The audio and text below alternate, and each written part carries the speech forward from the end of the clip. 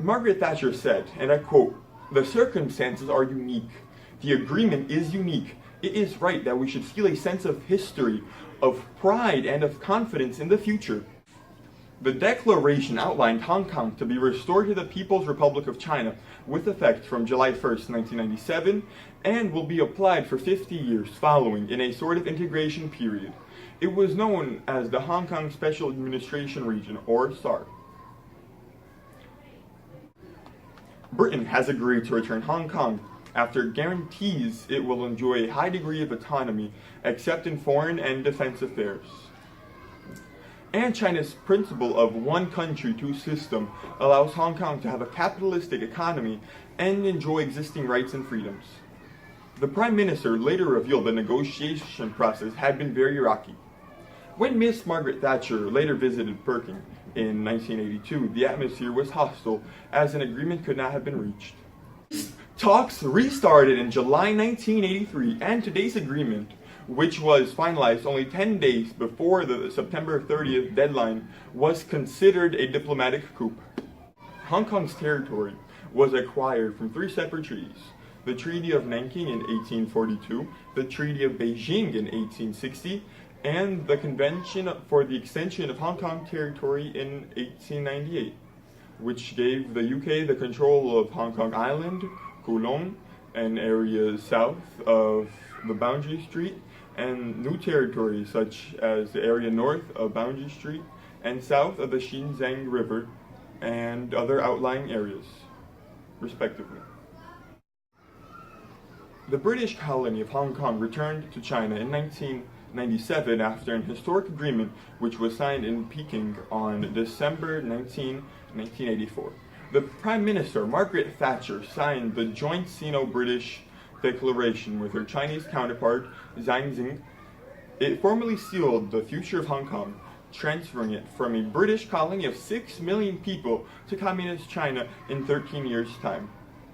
The agreement, which ended 155 years of British rule in the colony, also launched a new era in trade and democracy between the two countries. Chinese President Deng Xiaoping, who pursued the recovery of Hong Kong, greeted Miss Thatcher's compromise, taking place at the Great Hall of the People before delegates who'd helped draw up the agreement, including 101 guests from Hong Kong. In Hong Kong, Tuesday, July 1st, 1997. In the first moments after midnight, in a ceremony of solemn precision and martial music, China resumed sovereignty over Hong Kong, ending 156 years of British colonial rule. Seconds after British soldiers lowered the Union flag for the last time to the strains of Britain, China's red banner was raised, marking the transfer of this freewheeling capitalist territory to communist control. It was an event awaited with fear as well as excitement since 1984, when Britain and China agreed on terms for the transfer of power over this territory wrested from China in the 19th century wars over the opium trade. And it also led to a time of uncertainty over whether China would honor its pledge to maintain Hong Kong's way of life largely unaltered for the next 50 years.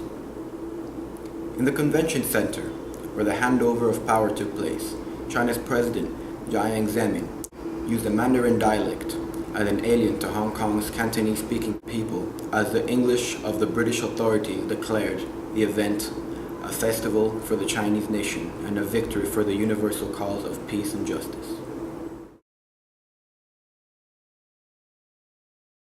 On July 4, about 700 people, mainly mainland-born children and the wives of Hong Kong men, surrendered at the Hong Kong Immigration Office, hoping to win permanent residency.